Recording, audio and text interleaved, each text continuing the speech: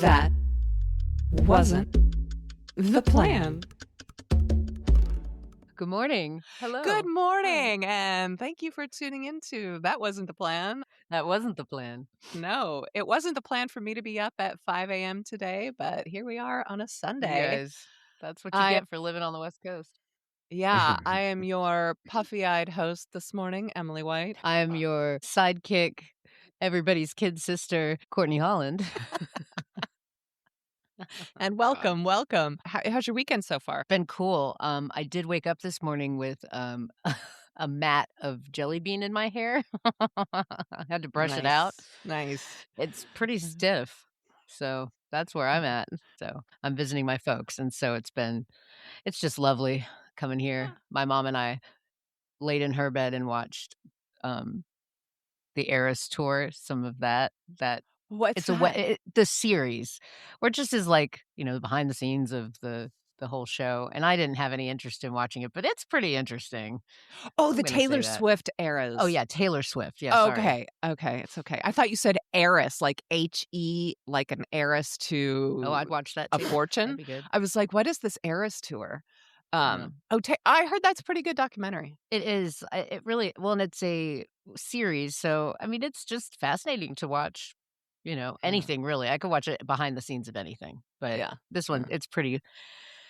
Yeah, I hate to say it. She's a boss bitch for sure. She's quite remarkable. I had the opportunity to work with her once about 15, 16 years ago. Yeah.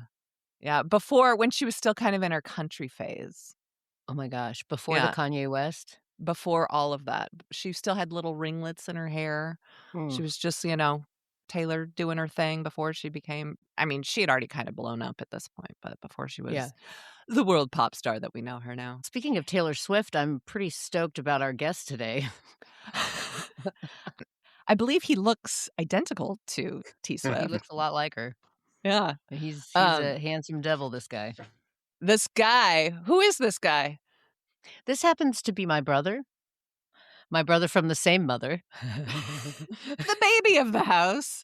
The baby of the house. My younger brother, Matt Holland. Woohoo! Matt Holland.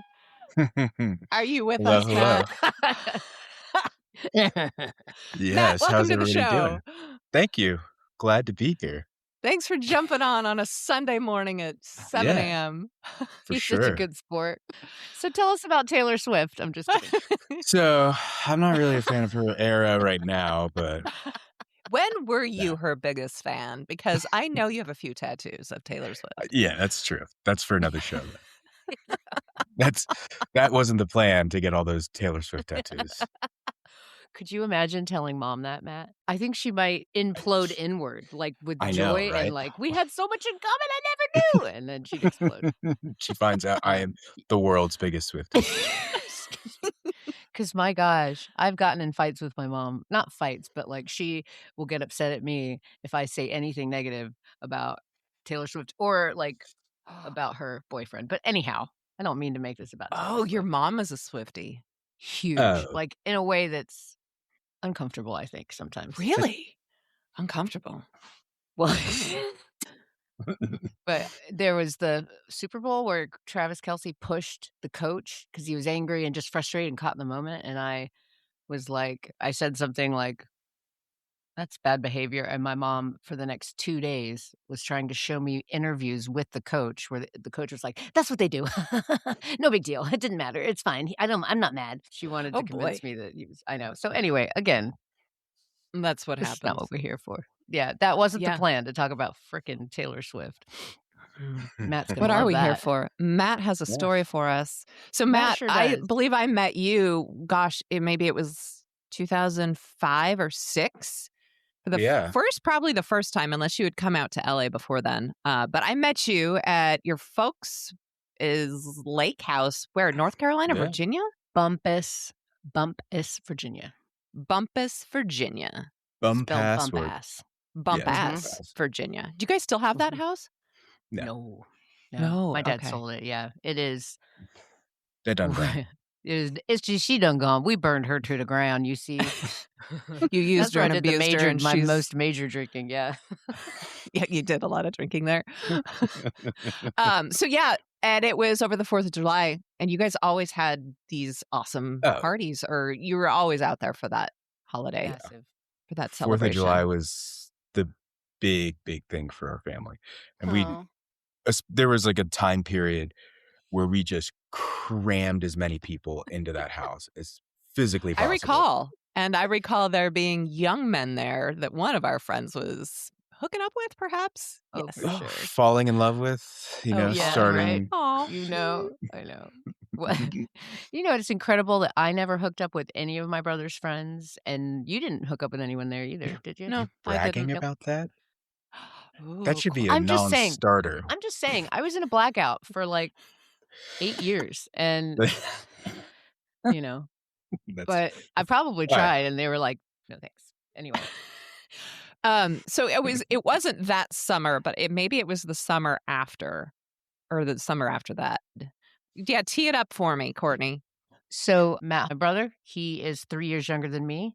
So this is that wasn't the planned story. And I think Matt, he's super active, soccer.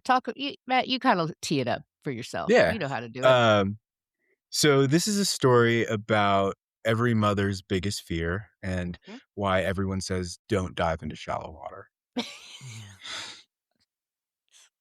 that a good place to start? Yes, wonderful. That's an excellent place.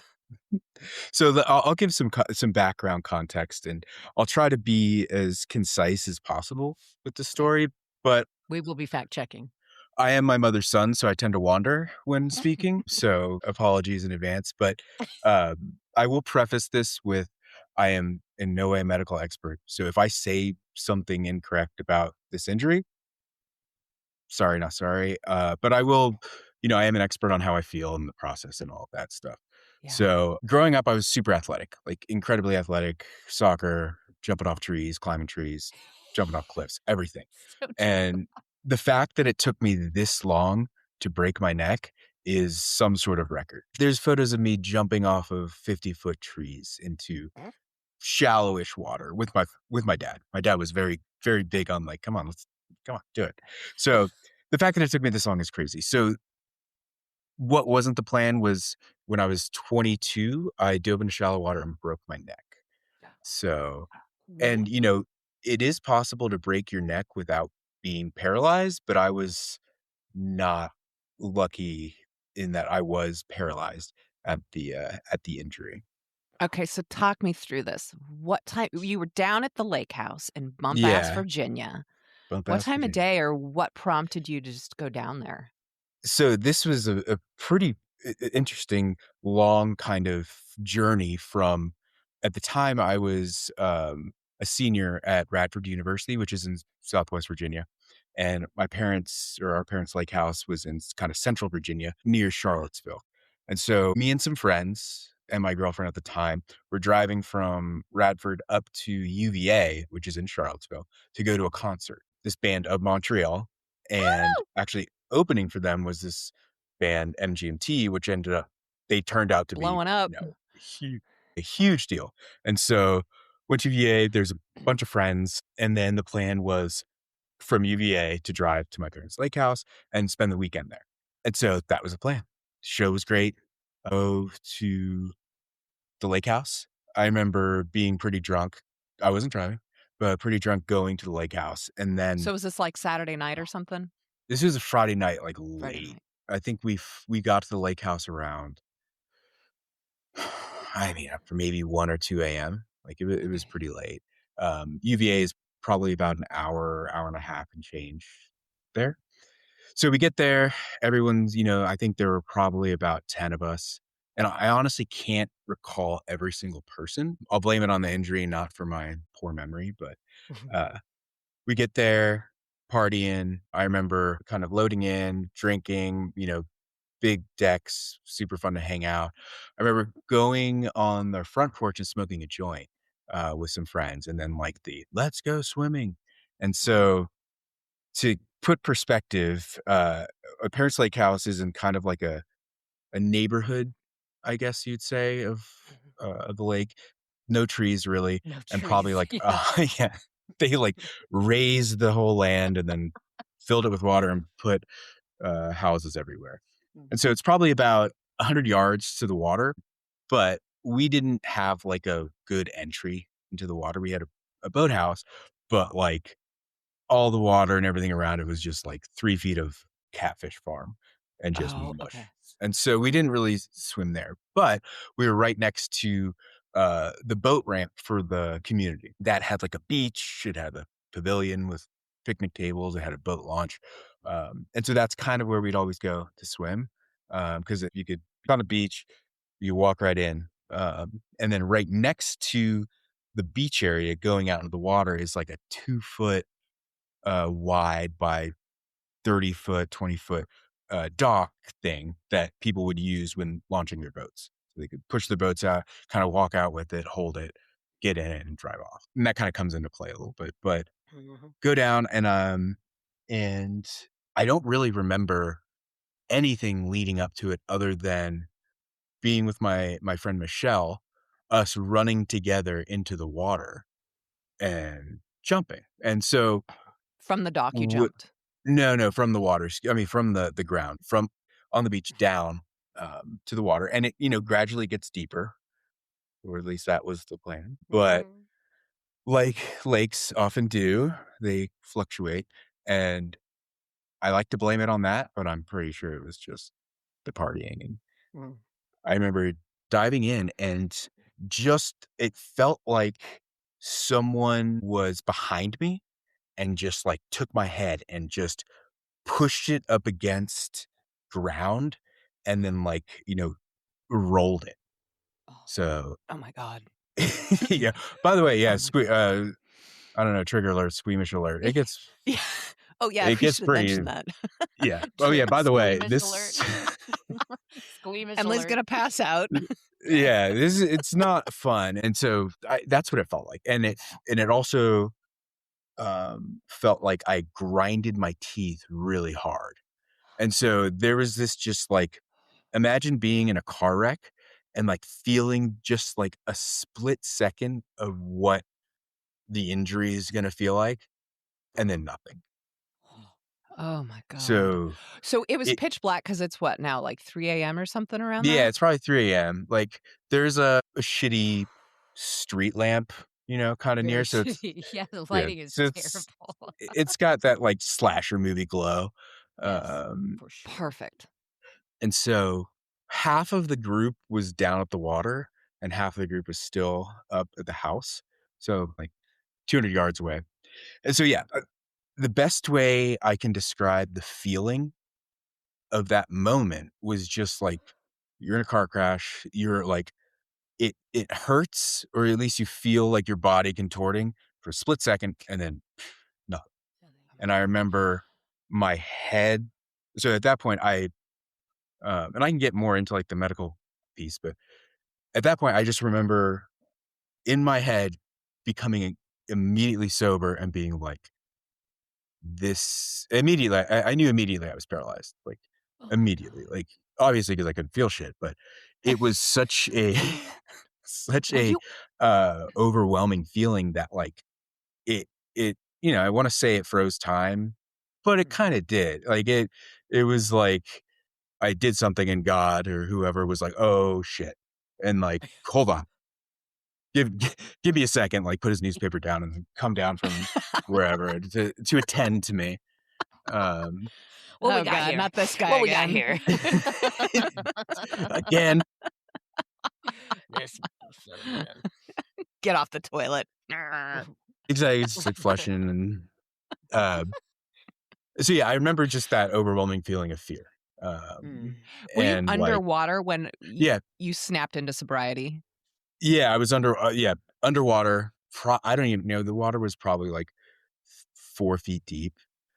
So I was underwater. I remember eyes are open. I remember slasher glow of the lamp coming in. And I remember my head just kind of like dragging on the sand. Like I remember that feeling of, just kind of dragging on the sand. And also it was really peaceful in a way. Like it was just like, I am even though I can't feel anything, I'm hyper aware of everything that's going on around me. So I am, I don't know, I didn't know what to do. I was like, well, could you not move the rest of your I body? couldn't move. Nothing. The only thing I could move is my head. Like I could move my Oh, head around. How crazy is that? that's There's no crazy. pain, 0 pain. Like I didn't, it was, yeah, it was just, I felt nothing. It just felt like my head was kind of like floating in the current. Oh Um, my gosh. and so it's one of those things where I guess I'm appreciative of that feeling because no one I don't think should ever have that feeling. And it wasn't like your arm falls asleep and you're taking a nap and you feel like you can kind of like move it around and you can feel like weight and you can feel like nothing. You are nothing. And so I am trying to figure out what to do. But at that point, I was kind of like realizing the gravity of the situation. In your mind, were you kind of at peace? No. Not at all. You were freaking out. I was freaking out. Because at But I that was all point, sorry, go ahead. no. Oh, I was just gonna say I wasn't at peace. I wasn't freaking out. I wasn't like, screaming or anything. I was just like maybe shock would be the term, but not medically. It was just like, oh, this is fucking real. Like, because I've been injured plenty of times. There's another story of me putting my foot under a lawnmower, which if you ever want to talk about later, I'm happy to. Yes. Making Write us down for that as well. yeah, That's kind of the reason why I was born early. Yeah. Oh, I'd like to hear that as well. Yeah. Yeah, I've been injured plenty of times. Kind of knew what it felt like to get hurt a lot, and I was kind of waiting for like, you get the wind knocked out of you, and you like it's really painful and awkward for a while, but then you get your breath back and you go. A little me was waiting for that. Like, oh, I'm just stunned. But at this point, you're still underwater and you hadn't had a breath Yeah. for like No 30 breath. seconds a minute or Yeah. something? Okay. Yeah, so like this is probably like 30 seconds to 30 seconds to a minute into the situation. And so luckily there were people around. And my friend Luckily, they could Michelle, see you. yeah, I mean, and so that brings that like long dock. One of my close dear friends, Corey Donahue, he was down there and he was like, that looked kind of weird. Where is he? He was like, that didn't look right.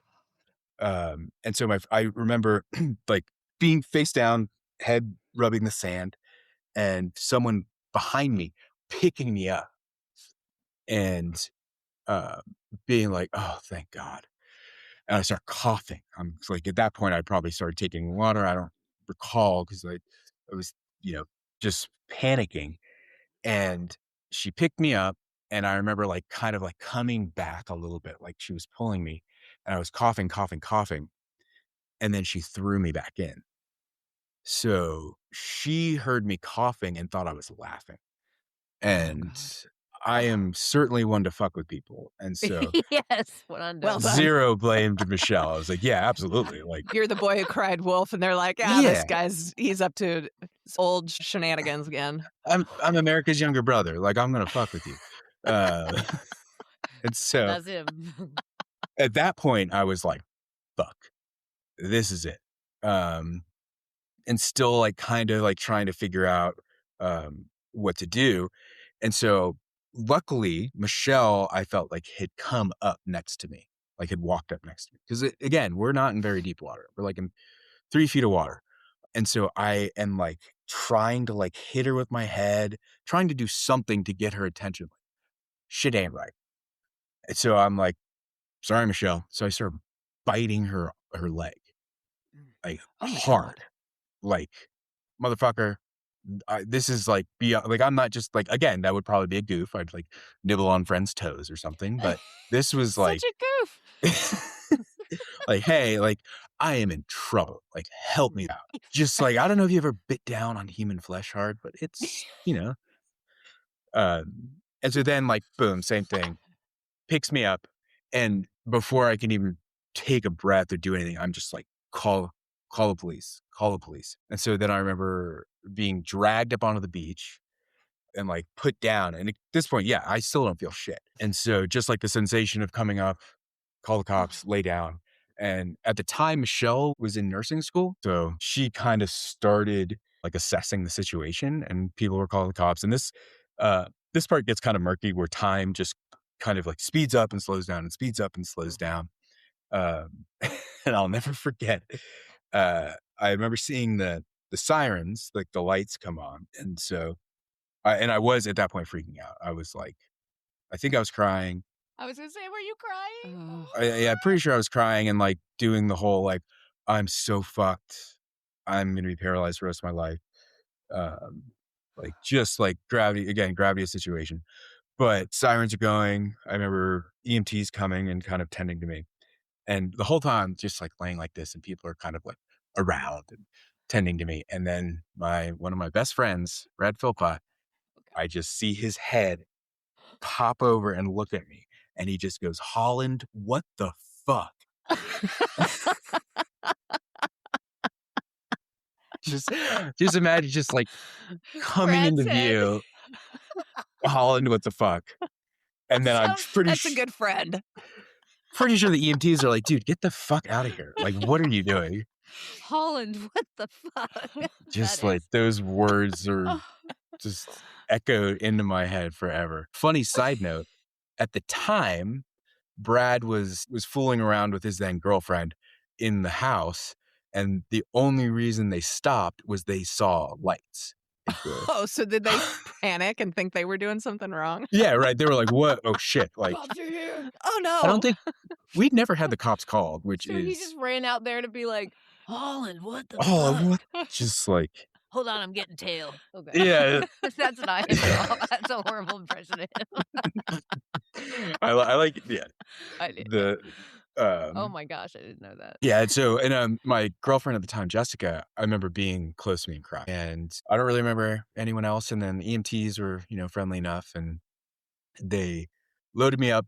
And then because where we were, like they weren't going to because of my injury, they weren't going to take me to like a local hospital. And I didn't even know where the local hospital is. I think maybe in Culpeper. Yeah. But luckily, again, we're near UVA, which is like a prestigious school and a research medical school. So they had great facilities. And so they had to load me up on a helicopter. Where did they land that helicopter? Literally just on top of the house. Are you serious? I'm like, wait, what? We had an elevator, a sky elevator that went through the chimney. Yeah. You guys are fancy. We're super so fancy. And at that point, I don't know when they gave me drugs or what, but I remember kind of. Do you recall like getting on a stretcher? Did anybody ask you questions? Yeah, all sorts of shit, but I don't remember what it was. At this point, we could break this up into 3 acts. Just like the accident happening, the being cared for medically, and then the post stuff. And so this is like reaching, I don't know if they gave me medicine. I don't remember, but I do remember feeling calm.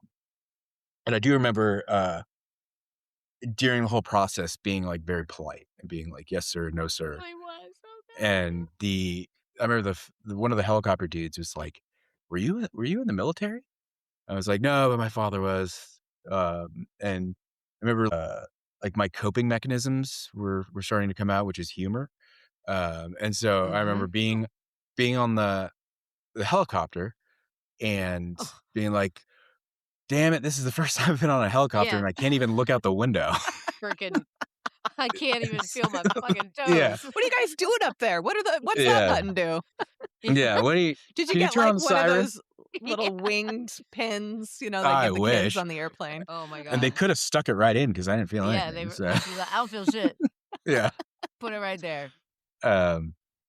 And so then I remember getting to the hospital, like the helicopter ride could have been 30 seconds. It could have been 4 hours. I had no concept of time. Get to the hospital and being rushed in and I remember them cutting off my clothes and this is when I started to like, not that I hadn't been taking this whole thing seriously at the time, but this is when I started to like, oh, there's other people that know what they're doing and they're trying to help me. Just like the fluorescent lighting and like the just kind of a chaos going on, but like orchestrated chaos. And at this point, I remember I could start to feel something, and it was like kind of phantomy. It was very really bizarre feeling. And so they're going through and they're cutting off my clothes and they're putting me, taking me where they need to go. And I remember nurse, doctor was kind of like going over my body and like, you know, they hadn't x-rayed me or done anything. They're just literally just making sure my vitals are okay. But then they're like calling out blood pressure, calling out heartbeat, blah, blah, blah. And then I hear them talk about laceration on the left arm. And I'm like, laceration on the left arm? What the fuck? And then it hits me. Earlier when I thought I was biting Michelle's leg, I was actually biting my own arm. Oh my God. Yeah. Oh my God. So that was like a sobering, I need to start coming to grips with what's happening. And so Jesus. It's so insane. You're like trying to chew off your own limbs to save yourself. Yeah. Wow. It's like a reverse Donner Party. And they're not starving. He was like, I've been drinking all day. I'm really hungry. Yeah, right. I'm going to try my own arm. That joint kicked in. You got the munchies. Yeah, it's amazing. And then like I learned that, yes, spinal cord injuries cause munchies, which is crazy. But you're fucking with us. You got us. I was like, crazy. I don't know that. And so yeah, so then the rest of this is, kind of going in a blur, and they're kind of going at a million miles an hour. My friends are back and actually this is one of my favorite stories, but favorite parts, like, because there's all these, I was taking inventory of kind of everything that happened, because obviously a lot happened, but not just for me. Like there were kind of like a lot of side quests that happened for friends. Yeah. So like a bunch of my friends, like, oh God, we got to go. They knew that we were going to UVA. And my girlfriend calls my mom, who, by the way, girlfriend Jessica calls my mom and was like, Matt's been in an injury. He hurt his head, because they didn't kind of know what was happening. Yeah. And we're going to UVA. And my mom was like, okay, well, keep me posted. My girlfriend was like, and then my mom was like, because she was like asleep, and then she woke up and was like, oh my God, what the fuck? So there was like that slight delay. And Jessica was like, okay. And so then at that point, parents were notified. And at the time, my dad was in the West Coast for work. I think he was in Yuma, and it was another side quest was going to visit Courtney. After he would do that, he would fly out west, go to do whatever he needed to do in Yuma, and then drive to LA to tend to Courtney at the time. True. To babysit your sibling. Yeah. Logistically, things are happening, and people are, okay, he's going to be in UVA. We got to go down there, blah, blah, blah. So fast forward the next morning, my friend Nate wakes up at the house and no one is there. Nobody told him? Nobody told him. Was he asleep when all this happened? Totally asleep. Didn't know what was going on. He just woke up and no one was there. Holy shit, I never heard that. That's just makes me laugh so hard. That what was his first text? Like, who did he reach out to? Like, what? Hello? He's like home alone. Like, where is everybody? Like, we forgot Nate. It's like the Home Alone Part 14. Like, they're just running out of ideas. And so at this point, I'm like totally out of it. I at one point, I remember asking the doctor for bionic arms, and just being like, the dude being like, what? Can we skip some steps? Can you just give me some totally no sells it. He's like, no. Shut. Just almost disgusted. Look at me like, dude, do you realize you're gonna be fucking paralyzed? Like, that's what you're talking about? For bionic arms. They're still doing whatever they need to do. I'm sure they x-rayed me, MRI'd me. I don't really know the process. I just remember my mom being in the room at one point, and Jessica being there, and I was naked and had a just beautifully massive erection. That's a good sign. It's not necessarily. That's what I learned after the fact, where in some cases with dealing with spinal cord injuries, it can be a sign of a bad thing. Like either like a swan song. I was just gonna say your dick's like farewell. Yeah, it's so like long. putting up Avita saying. Yeah, exactly. It's just like, yeah.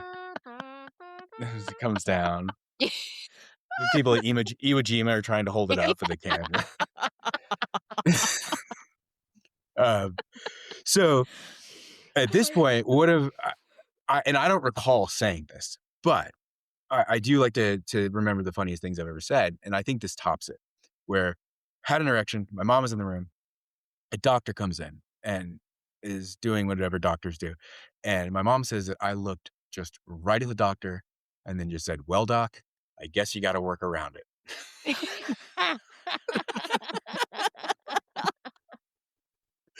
Just like firing. If you even can. Yeah, just take in its glory and then move on. I like that. My imagination's like,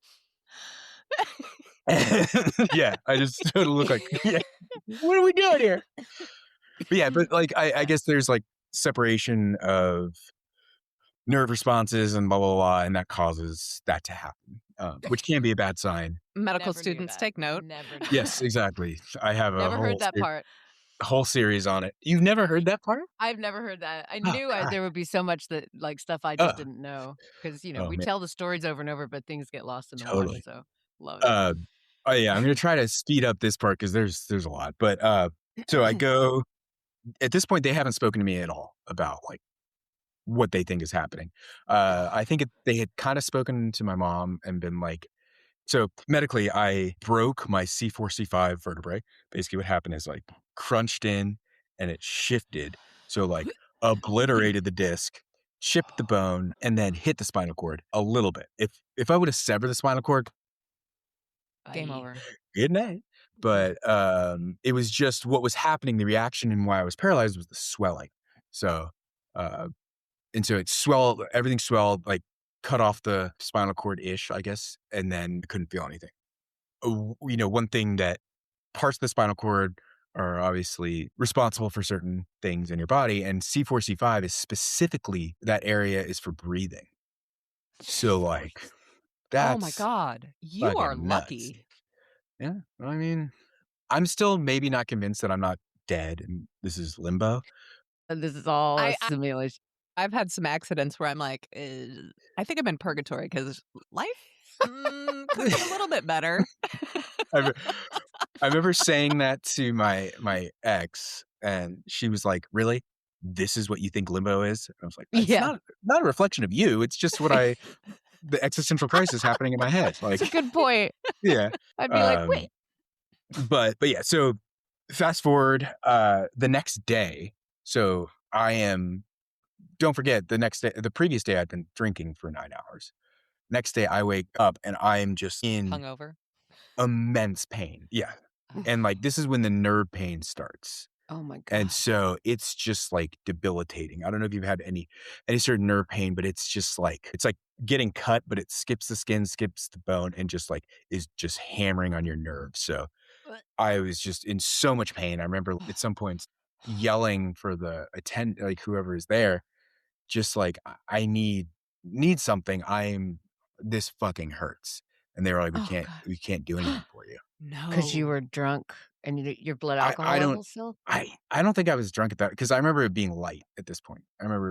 So who knows what time it is, but I don't think it was because of that. Okay. I think it was like, maybe they need like your system clear of. Yeah. And that could be. At this point, people are starting to come in the ICU. And I remember Brad Philpott comes in, starts fucking yapping around, and I kick him out of the room. Brad, you have to get the fuck out of the room. Because he was nervous, he didn't know what the fuck was going on and blah, blah, blah. But yeah, I like Brad coming in, going out. And so fast forward, so that happened on Saturday. Monday, I was scheduled for surgery. They were going to let the swelling go down before they could do surgery. And at this point, I don't remember feeling anything. I was pretty drugged up. I do remember at one point having like an oxygen mask on and being like, get it off. It smells like a pet store in there because I was just like stinking. God. You haven't brushed your teeth in forever. No, I'm just like not. And so going into surgery, I remember it being really kind of, I don't know, like sad, not sad. I don't know. I can't really describe the feeling in there, but I remember Jessica rubbing my face with a hot towel and I was crying. And so went into surgery, success. They fused my C4, C5, put in cadaver bones and a cadaver disc. And you can't really see, but I do have a scar right here. So they went in the front. So super success. I remember coming to like later that day and watching Monday Night Football and just like being like, nah, just like kind of out of it. And then the next day, they released you and they were like, good luck. They're like, push me on a wheelchair down a hill. Healthcare in America. Yeah, seriously. Do you have a cell phone? Yeah, anyone you can call or like the bus station's down there. The bus station. Oh my God. Bye, buddy. And you like can't even. I was just like, I have a neck brace on. I'm like, so you just start biting your arm again. Yeah, seriously. And I think this was also something that was happening before the surgery is they put me in traction.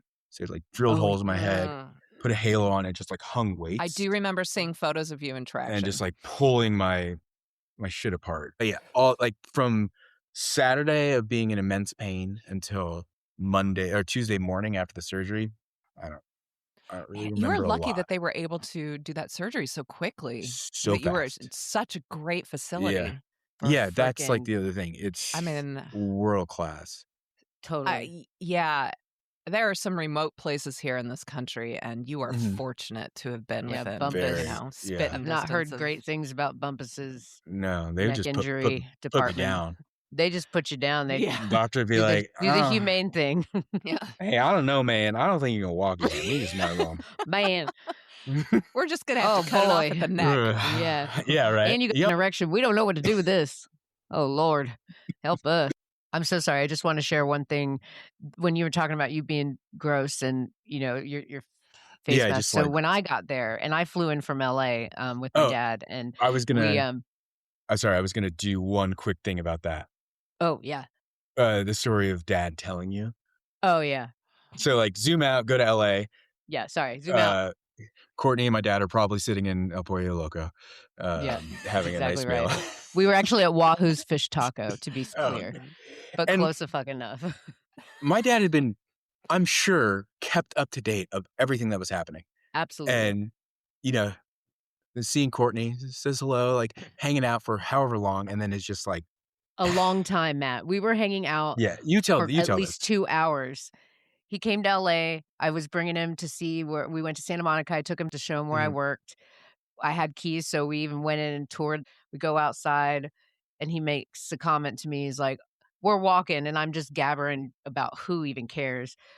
Typical. And he was like, oh, you know what? Matt did the dumbest thing. I was like, oh, yeah? What do you do? And he's like, well, he hurt his neck. I was like, oh, gee whiz. When did that happen? He's like, oh, I don't know, maybe a couple nights ago. I'm like, so I'm still not hearing what he's saying. And so I'm still talking about bullshit. And then he was like, yeah, I was like, well, did he go to the hospital? And he was like, he did. And then we started talking about other things. Like, and then my sister calls him and I hear her on the phone and she goes, is she coming home? And I was like, wait, what's happening?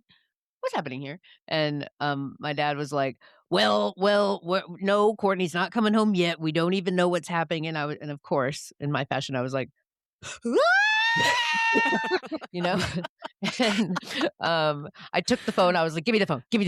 And I was like, Lindsay, what's going on? And so she explained it to me. And then, but we were together for about 3 hours. And he mentioned it earlier on, like just a side note, like, oh, Matt, you did the dumbest thing. Yeah. So, And so, of course, eventually, after lots of having to convince my dad to let me come back, which I was exhausting, let me be fair. And I think he was like, I don't want to bring this back with me. But we went back, and I remember when we get there, and then Lindsay's telling a story to me the night I got in, where Matt can't scratch his nose. And I was like, wait, I'm sorry. Wait, Matt can't move his arms? Like, nobody was giving me any information. Yeah. Yeah, that sounds about right. Well, and also I was delicate, I think, a little bit hot. So I woke up the next morning and I could hear Lindsay crying downstairs, like audibly. You hear which Lindsay is crying. Crazy. Yeah, she's not. She don't cry much. She's not. No, so she's she not does. Yeah, it's legit. So I remember getting up and be like, "Is he gonna die?" Because I couldn't believe he couldn't scratch his nose. So it just was like, for timeline purposes, you're now back in Virginia. What day is it? Like Wednesday? Matt, you had your surgery on Monday? Yeah. And my mom was down there. Your mom was there. And then Courtney, when did you and your dad fly back? We got there on Sunday. Didn't we, Matt? It was before the surgery. Oh, yeah. Oh. Matt, come on. You were there looking at the ceiling the whole time. Yeah. But I remember when I first went in and saw him, I remember his breath was horrifying. Yeah. Pet store. I'd never smelled Matt's breath before. I was like, oh, it's not good. This is a terrible Is this time. the regular? Yeah. Does not reflect me. No. And I saw that he had sand all over his chest. He still had sand on his chest. This was days later. Isn't that crazy? Okay, sorry. That was all I really wanted to put in there. But it was just like So they keep you dirty in the hospital then. Hell yeah. No sponge baths for you, just with that massive erection. Yeah. They were like, we don't. They're like, I'm not touching him. Anybody here want to touch him? Sexual harassment charging that's still pending from that.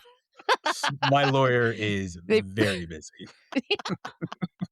That erection was heard around the world. Yeah, seriously. But that's like, surgery happens, and then next day, it's like fucking boot camp begins. Like, oh my gosh! I remember waking up and starting to feel more, and kind of being able to like, do some of this, and they put me in this contraption, and they were like, you're gonna stand today. It's basically like a standing desk, like that kind of straps on.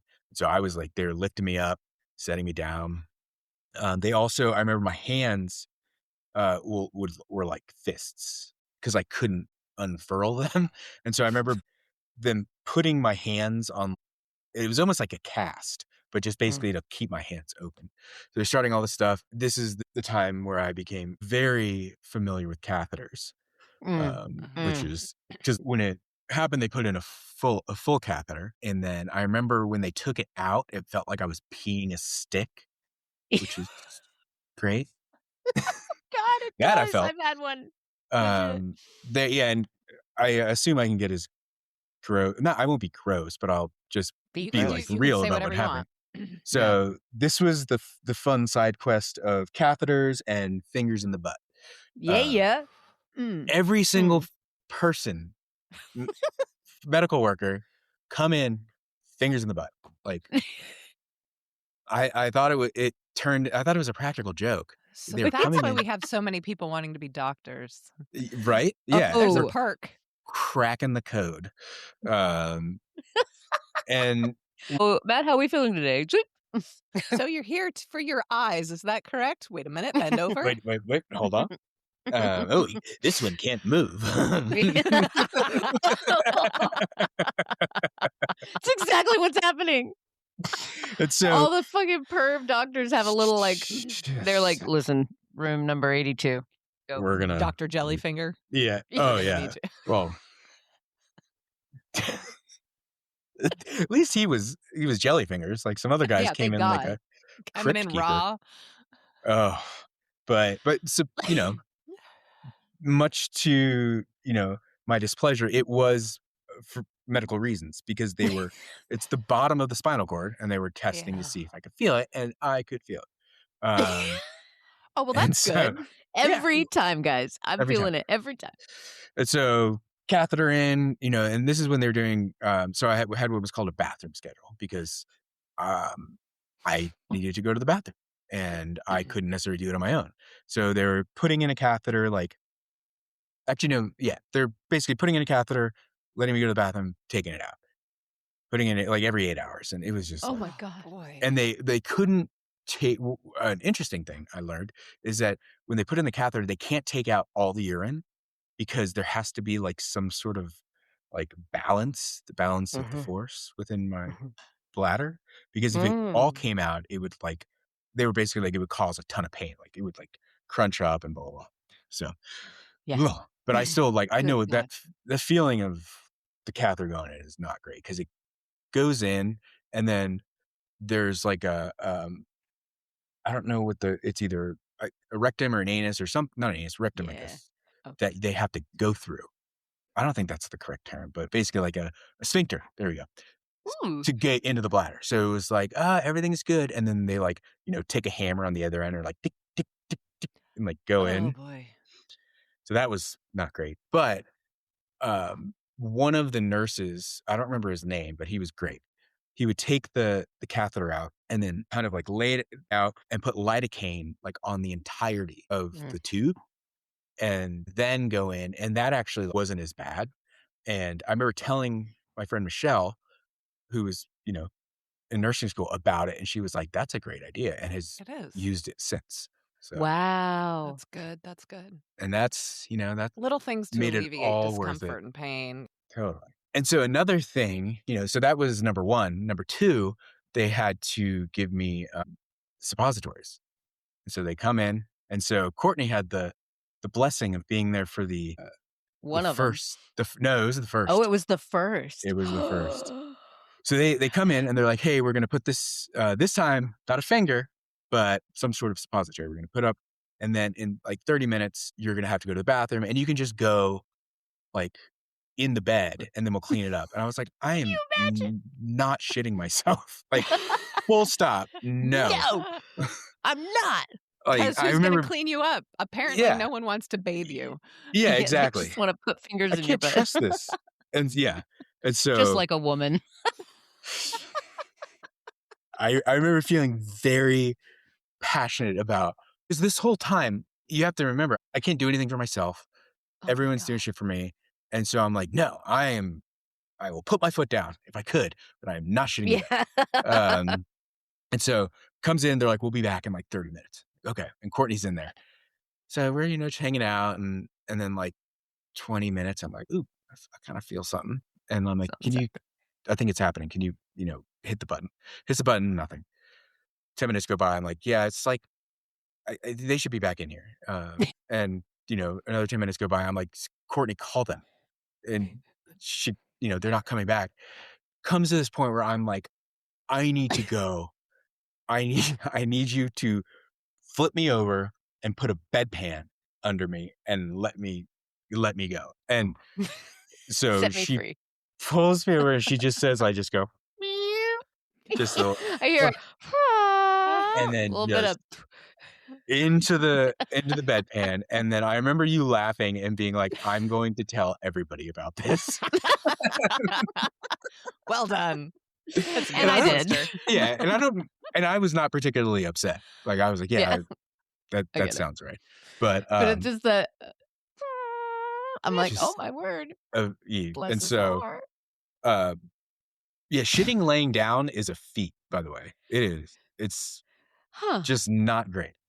I'm going to try it. So that's like, I'm stable. I'm in a neck brace. My sisters are like, we're going to give you a mohawk. And I was like, I guess I can't really do anything about it. And so they shaved my head. In retrospect, we were just trying to cope with it. And so we just tortured the fuck out of him. Like, you did. It was par awful. for the course.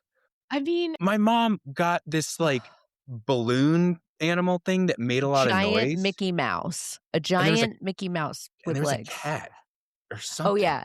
And a cat with wings that we bought at the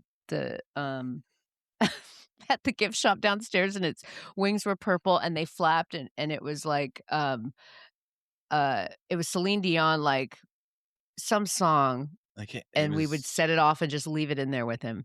And we'd all leave and make him listen to that fucking thing. And my mom would literally bring the Mickey Mouse balloon, like it was like 7 feet tall, bring it back home and get it refilled to take it back to the hospital to have in the room, because we were like, this is going to help. This is helping him. That is a good family who's going to fuck with you like that. Yeah. We leaned in hard. And I tell you, in retrospect, there are moments that it wakes me in the night and I'm like, what the fuck were we doing? Like, we had no idea. Like, we were just, it's going to be fine. It's going to be fine. It's going to be fine. It's going to be fine. It's going to be fine. I don't remember Bless being his heart. particularly upset because can be an impatient, cranky dude. I don't remember being really pissed or like, I just remember being like, you gotta stop, please. Like having a talk like, this needs to end. Yeah, the balloon. I remember you getting really fed up. You were like, can we stop it with that fucking balloon? You gotta get it out of the room. Get it out of here. I don't want it here. A lot of friends came down and saw me, and my friend Garing. Yeah. So they would come down. Point, how long had you been in the hospital? So this is probably like, I'd been in the hospital 5 days. So, okay. So got in Saturday, early Saturday, and going towards the end of that week. And they were basically just making sure I was stable, making sure the surgery worked before moving me to inpatient rehab. Okay. And so, while I was in the hospital, my mom was probably up 24/7. And so people would come in and give her a break. And not that like I needed tending to, but I was probably like, just leave me alone. Like, everybody, please leave me the fuck alone. Go away. But I remember, quick, put your finger up my butt first, though. Yeah, before you go. It's a requirement. Become accustomed. You have to sign your name on the paper. People are like, welcome to the guest book. Like, I remember my friend Garing coming in, and they like brought McDonald's, and he put it on my chest and goes, there you go, dude, eat it. I was just laughing. Fuck him. Because he forgot, or because he's a dick? Because he's a dick. And then, so I get moved to inpatient rehab. And I remember like going through the door and being like, I'm going to walk out of here. Like, kind of a Disney moment, like, but feeling really earnest about it and being like, yeah, I got to do this. I was in inpatient rehab for almost a month, and it was fucking boot camp. Like, it was wake up at 8 and just work. I had this great therapist named Ralph who just kicked my ass. And my doctor was Dr. Fantano, and he was great. He was like total Ned Flanders, but really great. And I remember this one time they had me in like this belt thing. Once I started to get a little bit more mobile, they put me in this belt, and they could like kind of hold on the back while I like stumbled around and just like hold me. So if I fell, they could, And I just remember for whatever reason, Ralph brought me out into like the courtyard. Like, I'm in like there's this beautiful facility, and I'm like in this like courtyard grass area, and he's like with me, and he's like, all right, run. And I'm like, so he's like trying to run. So he's just like, the video is probably hilarious. So he's making me run, just like people out there having their lunch. Yeah. Just like flailing around. You're like a dog on the leash going for a walk. He's like, go boy. Exactly. Oh my God. And then I remember taking a break, and Dr. Fantano comes out. He's like, hey, how you feeling? I'm like, this sucks. Like, my head kind of hurts. He's like, wait, Ralph, what are you guys doing? And he tells him, he's like, no, absolutely not. Like, he yells. And Ralph was like, all right. But it was great because he knew that I just needed my ass kicked, and he knew that I was going to work and do it. So he was like, all right, we're going to take advantage of this. And that is 1000% the reason that I'm where I'm at now. Like, you really believe, Quick absolutely. Question. Did you start to get feeling back in your extremities before you had left the hospital going to the PT rehab? Okay, so I remember after that's the surgery, when you kind of knew, or you probably knew before because they had told you that you weren't going to be totally paralyzed. They never told me. They never had a conversation with me. I think they had a conversation with my mom, but there was no conversation directly with me about it. I just was like, sounds like the Holland family communication. Straight up. Yeah, I don't know why they didn't tell me, but like maybe because who knows. But I don't know if it would have changed my mind. But I was just like, all right, I need to focus. Like, I just need to do this. And so did that, and then walked out of there. And And there's all these like side quest things that happen during rehab, which were really funny. Like, but yeah, the big thing I got out, and I remember one of the physical therapy I could deal with. It was totally fine. It was hard, but the occupational therapy was so difficult. So the difference being like physical therapy, you're like really working out like your whole muscle system and, you know, running in a courtyard, picking stuff up, sitting down, standing up. But occupational is like using your hands, and was really difficult. And I remember I had to cook spaghetti. They had like a little kitchen, and one of my like tasks was I had to cook a meal, which I thought was really funny. Yeah, that is funny. How'd you do? I did great. I remember like cooking it and like sitting down with the OT and just like eating together. And it was just did eat it. Yeah, oh, yeah, it was great. Did you have meat in it? When you decided you were going to be America's Next Top Chef. Exactly. That's model like, chef. you know what? This is great. I think they like made it really easy for me. I think all I had to do was like pick up the pasta and like not drop it. But you're like, great job. Like, and so at this point, as far as like my body, feel things, I'm having a lot of nerve pain still, which really hurts. I had what's called clonus, which is like your nerve reaction to like not know there's like a short circuit somewhere. And so I could like clap my hands and my hands would just like do this. And I wouldn't have to do anything. It would just do that forever. And it was just like a short circuit in the nerves. And because of where the injury was on my spinal cord, it was more on the right side. And so that the right side of my body is more affected. Still to this day? Yes. I didn't know that. I never knew that. That's something I didn't know. And so like got out inpatient rehab, went home being like, wasn't going back to school. So I went home. What time of year was this? This was fall. So the injury was September 17th. And so at this point, it's just started your senior year? Just started my senior year. Oh, and so, man. And so go home, go back to Centerville, Clifton, living at home. What bedroom were you in? Were you in the guest room on the main floor? I was in the guest room, yeah. And so I'm in pretty good spirits. I think this is when I start to need my own independence because like people have been on my ass for months now. And I just like, I need everyone to go the fuck away. And I remember getting into it with mom a little bit. She would like come in to my room and I'd be like, you can't do this. I remember, I think she said something like, you have to understand that the injury affects more than just you. Yeah. And that was kind of like was sobering, like, okay, but like just knock, please, Sandy. But you knew that. Like, I feel like you were well the fuck aware. And so I remember my parents being my parents, you know, really wanting me to do well. So they bought me a PlayStation because it would help my hands. That's good. Yeah. So I like was not like a huge gamer, but I started playing. I remember playing NCAA mat football, and friends had come over, and at this time I was also taking oxycodone, like that was for the pain, along with like nerve medication. So I remember, you know, waking up, popping an oxycodone, and having a cup of coffee, and just being like, life is good. I'm gonna fucking play some PlayStation. I'm gonna go to rehab. I'm gonna go to Outback with my mom. How is your mobility at this point? Are you walking with a walker or? No, not with a walker. I never walked with a walker. And so I have a neck brace on. I'm walking around. Do you still have like your halo traction thing? Nah.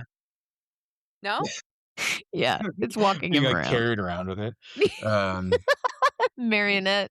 And so, yeah. So and I'm doing rehab probably 4 times a week. Going in OT and physical therapy. And so talking with the doctors, and also I'm seeing a doctor there. Like I'm seeing a doctor, not often, but like every couple of weeks. Another thing, sorry. Before I left the ICU, my surgeon and doctors were like, hey, you know, do you have any questions for us? And they were being like, what happens if I get punched in the face? Like as far as, and they were like, do you expect to be punched in the face? I was like, no, but I just want to know. Like, what did they say? Like, what did they say? Punch? They were like, yeah, I think, yeah, you're fine, but don't. Oh, I see what you're saying. Like, is it gonna fuck up my spinal? What, okay. What is gonna fuck up my neck? Like, okay, I get it. They're like, don't get punched in the face, don't go on roller coasters, and you're fine. And so Yeah, and then I think I can't remember how it came up, but the doctor was like, "He should go back to school now.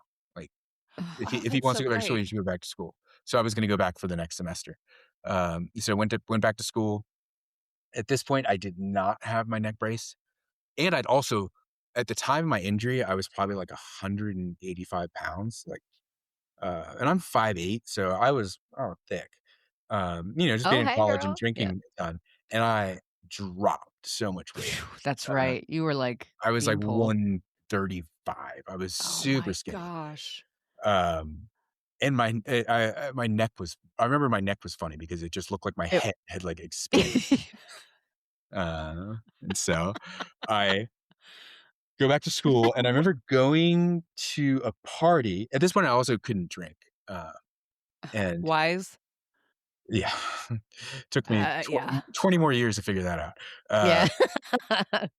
And I remember going to a party, and my roommates were with me, and there was like those like fence things? They're not even a fence, but there's poles and there's a chain that goes in the like goes down. It's just like a little, almost like a, Yeah. I don't know. It's like 2 feet off the ground, and I try Yeah. to step over it, and Oh my God. roommates are like, "Ah!" Yeah. Like, and I was fine. And they were just like, Jesus Christ.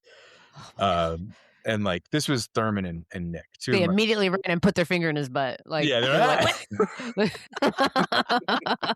He's he's good. okay. He's good. He's He's good. Whew. That was a close one, guys. Um, and so I was in school. I was computer science major, and so my hands sucked, so I couldn't really type. So I had a Mm. note taker. Um, so I would come into class. I can put my feet up on the table and make.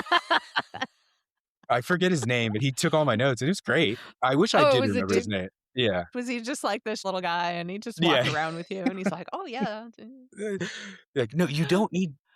He's like, "His finger now?" I'm like, Yeah. "No." Who's been talking to you? They're everywhere. So, yeah, so go back to school, and then I'm still doing rehab. Yeah, and then I take a super senior year. I moved to Blacksburg, which is, like, where Lindsay, our sister, lived for my super senior year, so I commuted back to Radford. Still did rehab, and at this point, it was just like, if you looked at me, you wouldn't know. I kind of, Mm-mm. like, Not at did all. really well, and so s now, today, like, the things that suck, when I get tired, I'll limp on my right side, so, like, the right Mm. side of my body. My hand, like, this is as fast as I can open my hand, um, and so that's really about it, and I played guitar before Oh I, yeah. I did He injury. was in a band. Oh, no, no, Uh, that was after. Oh, And then afterward, they brought the guitar to the, inpatient rehab, and I just started relearning how to play. Mm. So I remember the biggest thing that, has affected me since then is when I drink, or when I did drink. I quit drinking 3 years ago.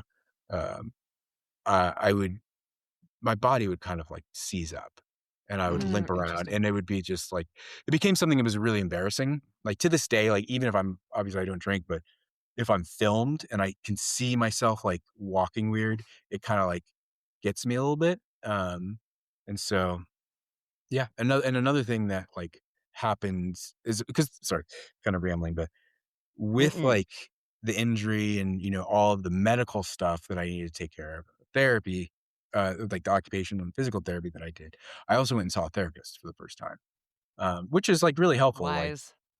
Absolutely. it was mandated, I believe, Good. and so it was just, like, a good way to, like, kind of talk through this massive life change.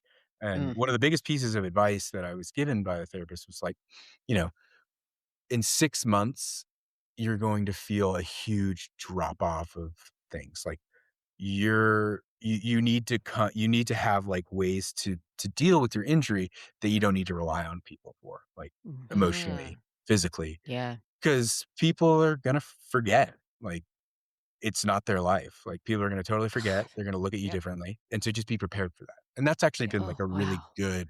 um, good way, because it absolutely happened. I remember there's just a total fall off, which is Happened to me no one's too. fault. Yeah, like, I Mhm. was gonna ask, like, Yeah. I'm sure that did.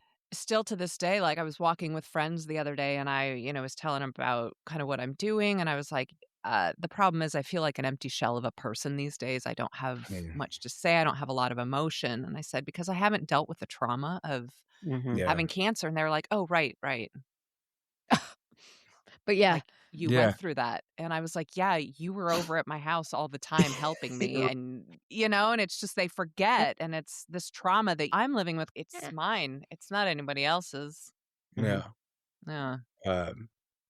I do want to say that Matt Holland, how long was it after the accident itself that you did a decathlon? Oh, wow. Triathlon. What's a decathlon? That's like 10. 10 events. I don't know things, but you know what I mean, a triathlon still. But yeah, so one of the biggest things to this day, biggest mental struggle is feeling shame for feeling bad about not being able to get back to my previous athletic ability, which like is really difficult because I don't know. I don't know if it's like society or what, but you go through like an intense thing and people are like, oh, you should be thankful that you're doing well.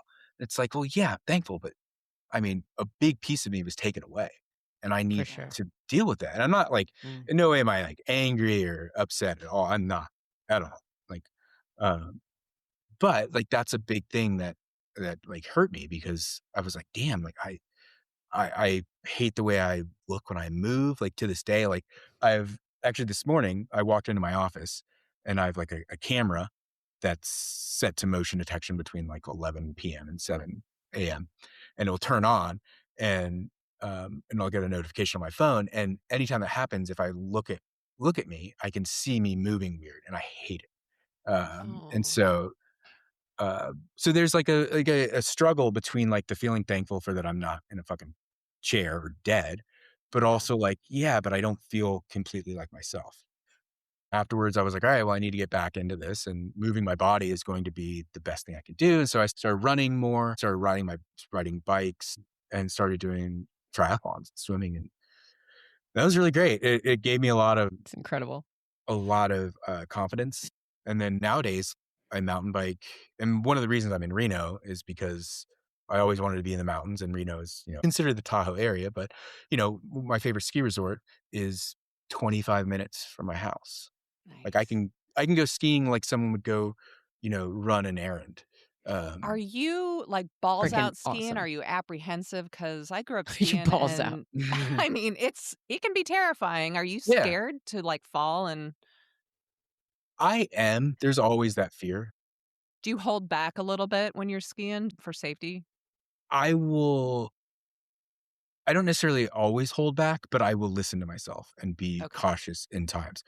Smart. But I will still, Sandy, cover your ears, still go off like 10, 15-foot cliffs into snow and like You got it's to. fun. You gotta. Yeah, you gotta live your life, I suppose.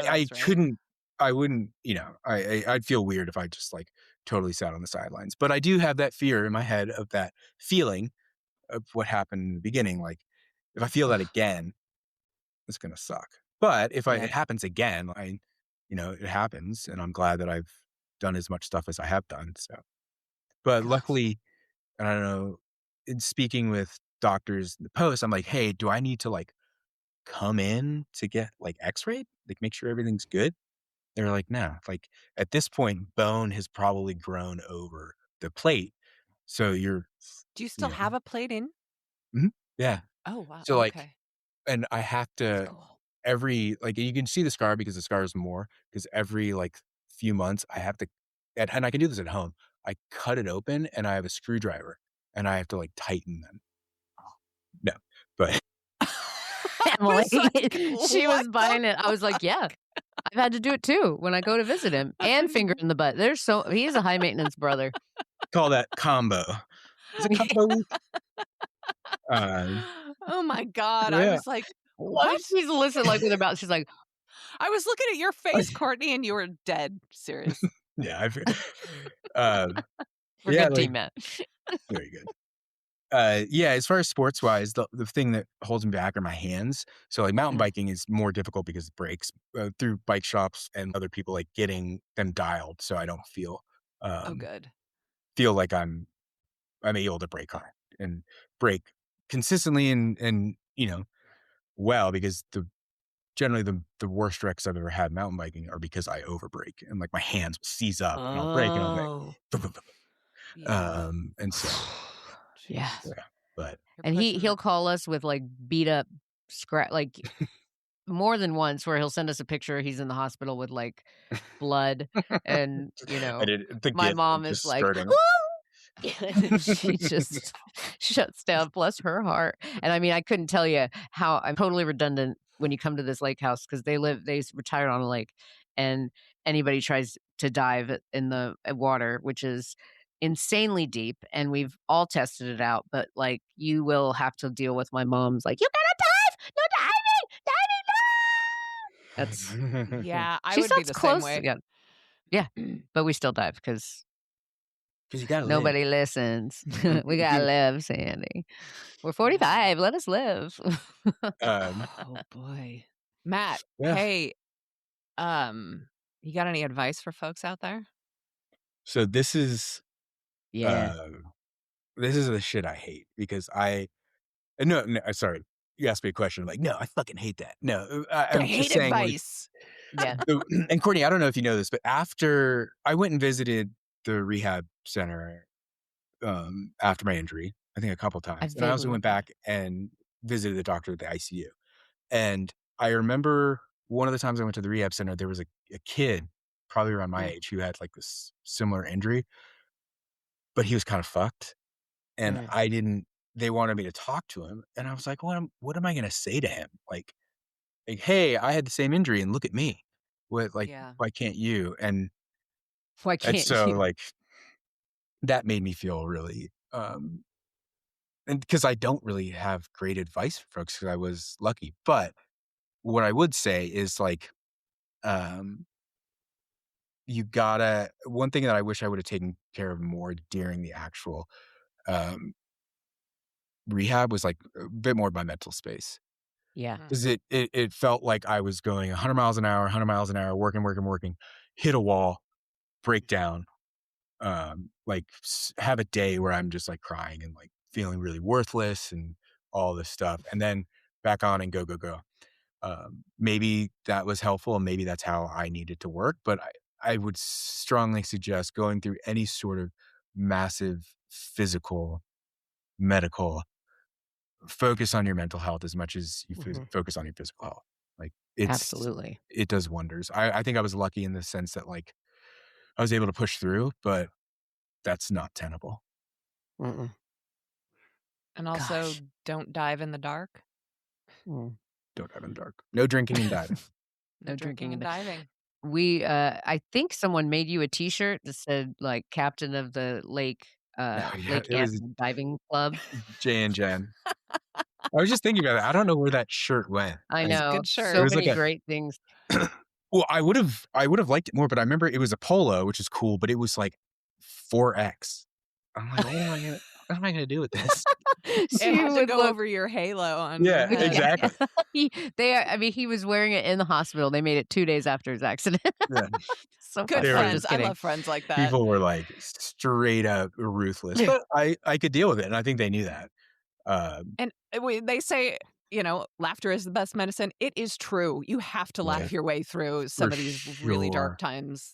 You got to find those friends that are going to just be assholes and be like, thank you, I needed that. Or the straight up family or a mother who will not stop refilling and bringing in a Mickey Mouse balloon that is irritating the shit out of you. And she just was like, I got to fill up Mickey. I didn't know that we got to go to the hospital. God. Yeah. It had like the paper arm. So it wasn't like a full, it was very strange, but God bless her. That's how we all deal. We all. Yeah. Sandy, you're repaying me in pumpkin spice lattes and Outback.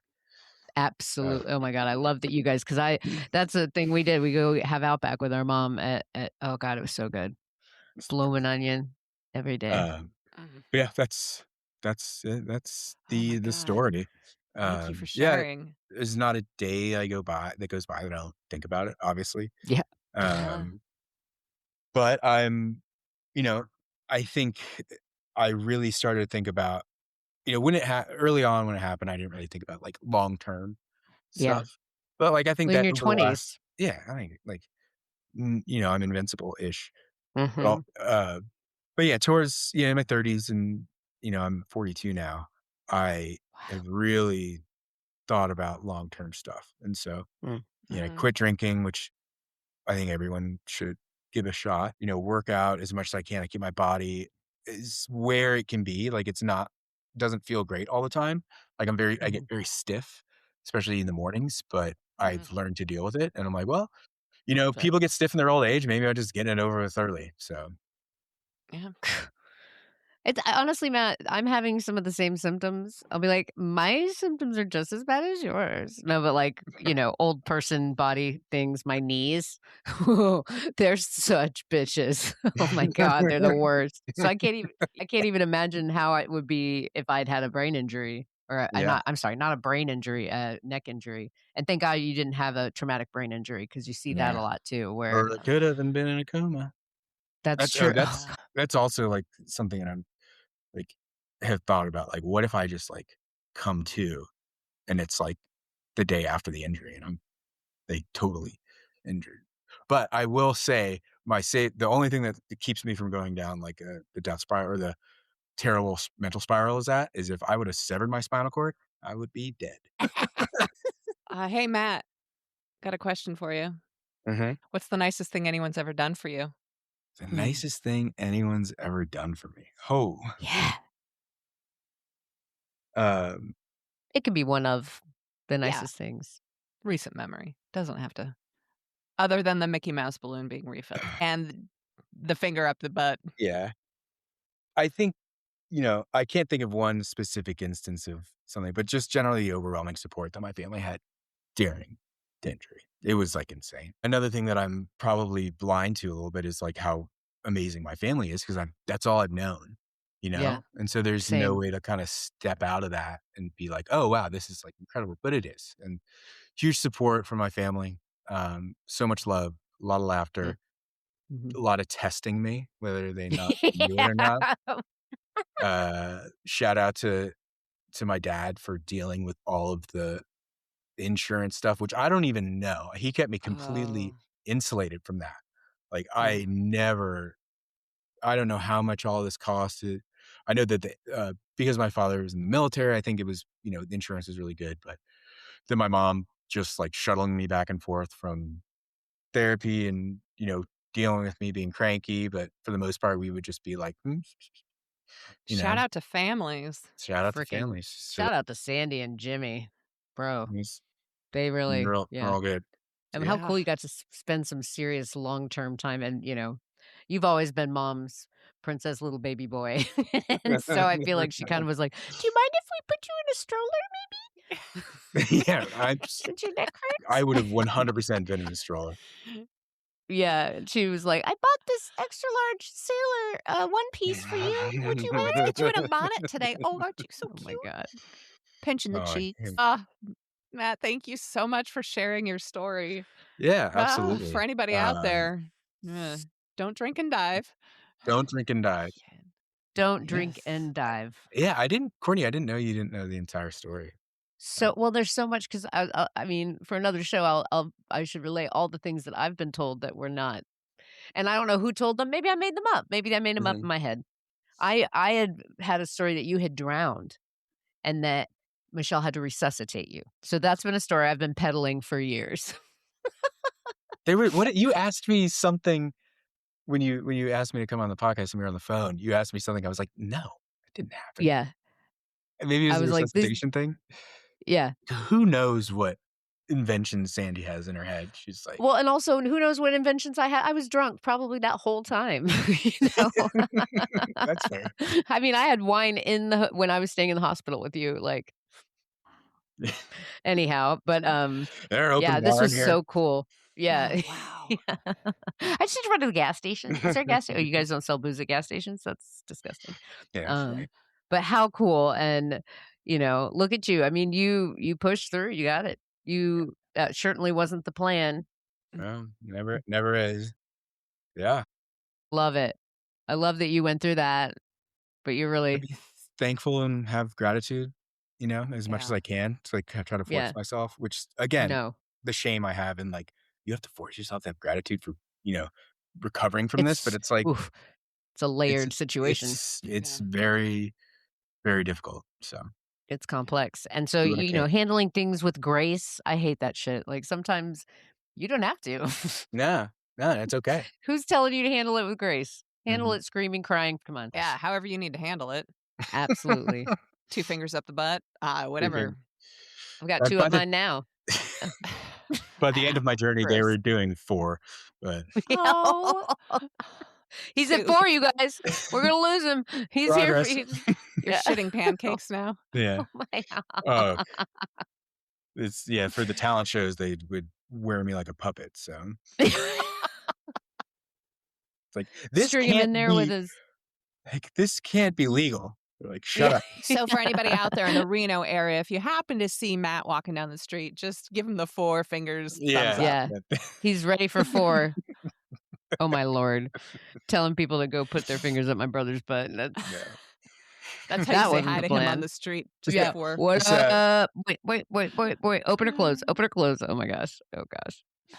Oh, this was so nice. Matt, I just thank you so much for doing this. And it's also good, a sobering reminder of like what we've been through as a family. And, we're tough. Also that your life can change literally in the split of a second. For sure. Can you believe quickly. that? 30 seconds in, 1 minute in, like, whoa, just powerful stuff. If I ever get an anxiety about, or I get one anxiety. If I ever have anxiety that one little guy for anything, like if I'm going to ski and I'm like, oh man, maybe I could, break my neck again and be paralyzed. Well, I could, whatever, anything. I'm always like, well, I always tell myself anything can happen, and just I just have that little mantra just to kind of ground me and be like, just that shouldn't stop you from doing what you want to do. Absolutely not. Amen. Yeah. A freaking man. Preach. Well, everybody, thanks for listening. Feel free to email us with your stories. And if you want to be a guest on the podcast too, you can find us at thatwasn'ttheplanpod@gmail.com. We're also on the socials, YouTube. Also, any questions for Matt Holland, you can reach out to us and we will consult him. Hit me up on Instagram, absolutely. 4-finger boy.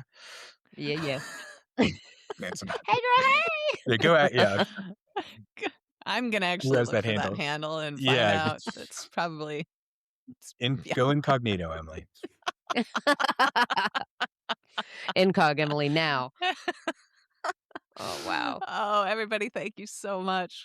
Until we talk to you next time. Yeah. Bye. Bye. Thanks for listening to That Wasn't the Plan. If you found it helpful, or at least mildly entertaining, a quick rating, review, and a click on the subscribe button would be lovely. And it genuinely helps us. And if a friend comes to mind, please share. Until next time. Bye.